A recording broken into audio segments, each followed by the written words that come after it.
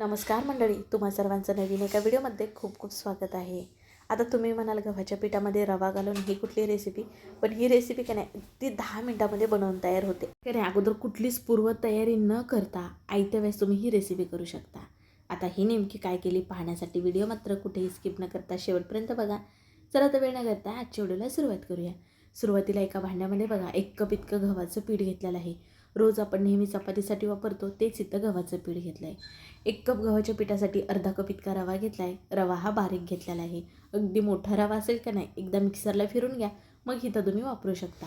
आता ह्याच्यामध्ये पाणी घालायचं आहे. 1 कप भरून इतकं पाणी घेतलं आहे. त्याच्यातलं अर्धच पाणी घातलं आहे, अर्धं पाणी बाजूला ठेवलं आहे. एकदम पाणी घालायचं नाही, म्हणजे कसं आपल्याला हे ढवळून घेता येत नाही ना, म्हणून ह्याच्यामध्ये आपल्याला जरासुद्धा गुठळ्या होता कामा नये. छान प्रकारे फेटून घ्यायचं आहे बघा एका दिशेने ह्या पद्धतीने. एकूण किती पाणी लागलं तुम्हाला पुढे सांगतेच, पण पाण्याचा अंदाज थोडासा इकडे तिकडे होऊ शकतं, कारण का गव्हावर रवावर सुद्धा अवलंबून आहे किती पाणी शोषतं. तुम्हाला जे हे बॅटर आहे ते जरा सरसरीत असं पातळच करून घ्यायचं आहे बघा. साधारण इथं 2 कप इतकं पाणी वापरलं आणि ह्या टाईपचं आपलं हे बॅटर तयार झालं आहे बघा. आता ह्याच्यावरती झाकण ठेवून का नाही आपण एक 10 मिनटं बाजूला ठेवूयात, कारण ह्याच्यामध्ये रवा वापरला का नाही तो छान प्रकारे फुलेल म्हणून. तोपर्यंत का नाही छान एक आगळी वेगळी टॅमॅटोची आपण फोडणीची चटणी करून घेऊयात. त्याच्यासाठी मिक्सरच्या भांड्यामध्ये बघा 2 मध्यम आकाराची टॅमॅटो रफली चिरलेली घेतलीत. त्याचबरोबर एक कांदासुद्धा रफलीच असा चिरलेला आहे, तो सुद्धा इथं घेतलेला आहे. इथं मी भाजून घेतलेला नाही, कारण आपण पुन्हा फोडणीमध्येही परतून घेणार आहोत म्हणून. आता अर्धी वाटी इतकी फुटाणे डाळ घेतलेली आहे बरं. फुटाणे डाळ जर नसेल तर भाजलेले शेंगदाणे ना ह्याच्यावरचे सालं काढून ते इथं वापरू शकता. 4 इतक्या लसणाच्या पाकळ्या, अर्धा इंच इतके आल्याचे तुकडे, एकच लाल मिरची मधीतनं मोडून घेतलेली आहे, कारण ही लाल चटणी करत असल्यामुळे का नाही इथं मी लाल मिरची वापरली. अगदी हिरवी मिरची वापरलं तरीसुद्धा चालेल. सुरुवातीला का नाही पाणी न घालता वाटून घेतलं आणि नंतर थोडंसं पाणी घालून जमेल तितकी बारीक यांची पेस्ट करून घ्यायची आहे, म्हणजेच ही चटणी आपल्याला बारीक वाटून घ्यायची आहे. बघा छान चटणी वाटली का नाही. आता आपण हिला फोडणी देऊयात. त्याच्यासाठी गॅसवरती कढई ठेवले आणि थोडंसंच तेल घालायचं, साधारण एक अर्धी पळी इतकं. आता ह्याच्यामध्ये घालून घेऊयात अर्धा चमच इतकी मोहरी छान प्रकारे फुलली का नाही. मग आता आपण ह्याच्यामध्ये घालूयात जिरे, एक पाव चमच इतके, काही कढीपत्त्याचे पानं घालूयात. फोडणी आपल्याला छान तडतोडी द्यायची आहे बरं का. आता आपण जी चटणी केली का नाही ती संपूर्ण इथं घालून घेणार आहोत. चटणी जरी तुम्हाला घट्ट वाटत असली ना, मिक्सरच्याच भांड्यामध्ये थोडंसं पाणी आणखीन घालून तुम्ही जर असेल तर चटणी वाटून घेऊ शकता. बघा सर्व चटणी इथं फोडणीवरती घालून घेतले. मिक्सरच्या भांड्यामध्ये थोडंसं पाणी घालून भांडं खंगाळून ना ह्याच्यामध्ये पाणी घातलं.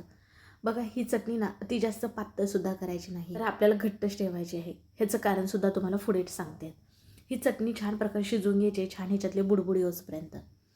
एकच मिरची वापरली होती, त्याच्यासाठी मी इथं एक अर्धा चमच इतकं लाल तिखट वापरते. अगदी तुम्ही नाही वापरत तरीसुद्धा चालेल. तिखटाचं प्रमाण तुम्ही तुमच्या आवडीनुसार कमी अधिक करू शकता. मुलं कितपत तिखट खातात त्याच्यानुसार. आपण चटणी वाटत असताना मीठ नव्हतं घातलं बघा. मग आता चवीनुसार मीठ घातलेलं आहे आणि सर्व छान प्रकारे मिसळून घेतलं आहे. आता बघा तुम्हाला चटणीच्या वरती छान बुडबुडे आलेले दिसत असतील. खाली गॅस बारीक करायचा, म्हणजे चटणी तळायला चिटकत नाही. इथं बारीक चिरून तुम्ही वरनं कोथिंबीर घातलात तरीसुद्धा चालेल. इथं मस्त टेक्स्चर बघा किती छान आपल्या चटणीला आलेलं आहे आणि मस्त चटपटीत अशी टॅमॅटोची चटणी झाली. आता तुम्ही इथं अर्धा लिंबाचा रससुद्धा पिळू शकता, पण टॅमॅटो मी छान लहान बुंद वापरले होते. टॅमॅटो आंबट होते त्याच्यामुळे मी लिंबाचा रस वापरला नाही. तुम्ही तुमच्या आवडीनुसार वापरू शकता. आता इथं काही मी भाज्या घेतल्यात. भाज्यामध्ये बघा गाजर, सिमला मिरची, साधी मिरची आपली आणि कांदा इतकंच घेतलं आहे.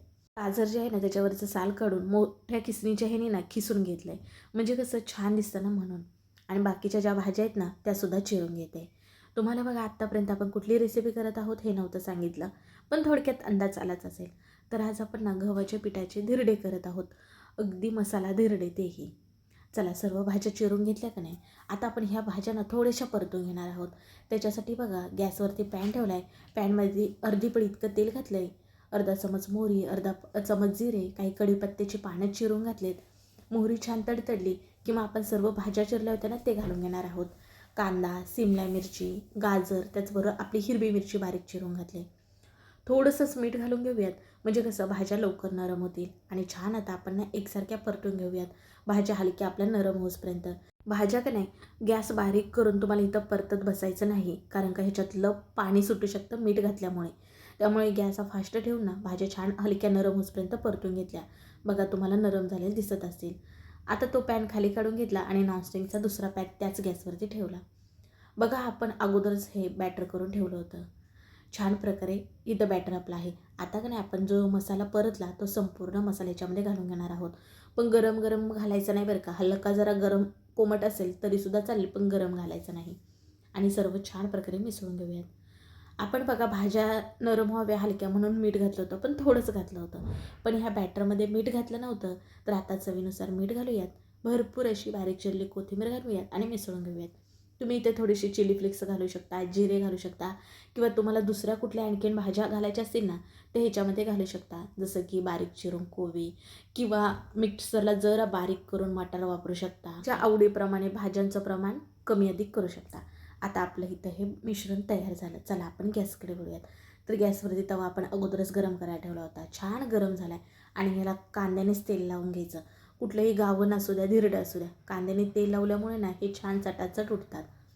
आता सुरुवातीला हे जे आपण मिश्रण केलं ते कडेने सोडायचं आणि मग मध्यभागी सोडायचं. गॅस मध्यम ठेवायचं आणि वरती असं झाकण मारायचं. आता एखादा मिनिटभर झाकण ठेवायचं आणि नंतर काढून घ्यायचं. बघा थोडंसं असं बघायचं. छान रंग आला आहे असं वाटलं की आता आपण पलटी करून घेणार आहोत. आपण भाज्या वापरल्यामुळे हे धिरडं बघा किती छान रंगी दिसतंय बघा. आता आपण हे पलटी करून घेऊयात. गॅस हा खाली मध्यम टू कमीच ठेवायचा आहे, अति फास्ट ठेवायचं नाही बरं का. कारण का गव्हाचं असल्यामुळे हे जरा भाजायला वेळ लागतो. त्याच्यामुळे दोन्ही बाजूने ना छान भाजून घ्यायचं आहे बघा. हलकं तुम्ही आणखीन ह्याला तेल लावून घेतलात तरीसुद्धा चालेल. बघा आपण ह्याच्यामध्ये रवा वापरला होता ना, त्याच्यामुळे ह्याला हलका कुरकुरीतपणा आलेला आहे बघा. आता इथं मी तेल लावत आहे. तेलाच्या ऐवजी तुम्ही तूप लावू शकता किंवा अगदी तेल तूप न वापरता सुद्धा नॉनस्टिकचा पॅन असल्यामुळे ना हे छान चटाचट उठतात. बघा सकाळचा नाश्ता असो किंवा मुलांना टिफिनला देण्यासाठी असो, अगोदर कुठलीच पूर्वतयारी करायला लागत नाही. अगदी 10 मिनिटात हा नाश्ता बनवून होतो आहे का नाही हो. आणि काय तुम्हाला साहित्य जास्तीचं गोळा करायचं आहे. गव्हाचं पीठ, रवा आपल्या घरामध्ये तर असतो आणि सर्व भाज्या तरी थोड्या थोड्या असतातच. मस्तपैकी असं मसाला धिरडं तुम्ही करू शकता. खायला पौष्टिक देखील आहे. सोडा, इनो कशाचाच वापर न करता तुम्ही हे धिरडे करू शकता. बघा तुम्हाला आणखीन एक करून दाखवलं. वा बघू शकता किती रंगसुद्धा छान सुरेख आलेला आहे बघा. रात्रीच्या जेवणामध्ये आपण नेहमी चपाती, भाकरी, भात घेतो. मग तुम्ही हलका फुलका ना असा नाश्ता संध्याकाळच्या जेवणामध्ये सुद्धा घेऊ शकता. ही धिरडे एखाद्या भाजीसोबत जरी खाल्लात ना तरीसुद्धा खूप छान लागतात. आपण हे धिरडे खाण्यासाठी चटणी केली. अगदी तुम्ही सुकी असेच जरी खाल्लात ना तरीसुद्धा खायला खूप छान लागतात. अगदी मुलांना सॉस आवडतं, सॉससोबतसुद्धा तुम्ही खायला देऊ शकता. जाळी बघा किती छान प्रकारे आलेली आहे. भाज्यासुद्धा भरभरून वापरलेल्या आहेत आणि मस्त अगदी दिवसभरी जरी ठेवलात ना तरीसुद्धा हे असे सॉफ्ट मस्त मऊसूतच राहतात. नाश्त्यासाठी नेहमी शिरा, उपमा ह्याच्याऐवजी आपल्याला प्रश्न पडतो की काय करू. मग तुम्ही आयत्या वेळेस नाही हे गव्हाचे धिरडे नक्कीच करू शकता. अगदी मुलंसुद्धा भरभरून ह्याच्यामध्ये भाज्या वापरलेल्या आहेत, आवडीने खातात आणि शिवाय पौष्टिकसुद्धा आहे बरं का. आणि ह्या धिरड्यासोबत खाण्यासाठी मस्त चटपटीत अशी आपण टॅमॅटोची चटणी केली, तीही फोडणीची, तीसुद्धा खूप छान लागते बरं का. आता इथं जी आहे ती हळीवची बर्फी आणि जवसाचे लाडू ह्यांचे व्हिडिओ आपल्या चॅनलवरती अपलोड आहेत. आता थंडी सुरू आहे का नाही, त्याच्यामुळे तुम्हीसुद्धा हे नक्कीच करू शकता. मला म्हटलं होतं बघा चटणी जास्त पातळ करायची नाही, कारण आपण ही धिरड्यासोबत खाणार आहोत. पातळ जर चटणी असेल तर ती इडलीसोबत खायला छान लागते, पण धिरड्यासंग अशी जरा घट्ट चटणी असावी. मग कसा वाटला व्हिडिओ नक्की कमेंटमध्ये सांगा. व्हिडिओ जरासुद्धा आवडला तर पटकन एक लाईक ठोका, व्हिडिओ शेअर करा आणि हो असे छान व्हिडिओ पाहण्यासाठी आपल्या चॅनलला आवर्जून सबस्क्राईब करा. चला मग पुन्हा भेटू अशा नवीन एका रेसिपीमध्ये.